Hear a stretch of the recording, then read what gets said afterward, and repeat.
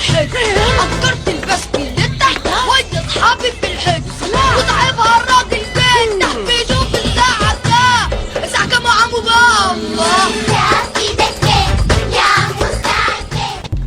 ابويا أجرت البسكليتة وانت مالك فؤاد عشان انت بتعمل ايه يا ابويا؟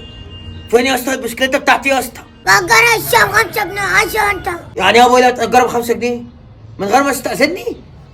يعني ده ينفع الكلام كده ينفع؟ طب انا عايز البسكليته بتاعتي لو سمحت. عايز البسكليتة متأكد؟ تمام امسك البسكليتة اهو. يا عم كل ده عشان بطالب بحقي. شكرا يا عم، والله لا اخده واجري. ده خد الشمسم، خد الشمسم.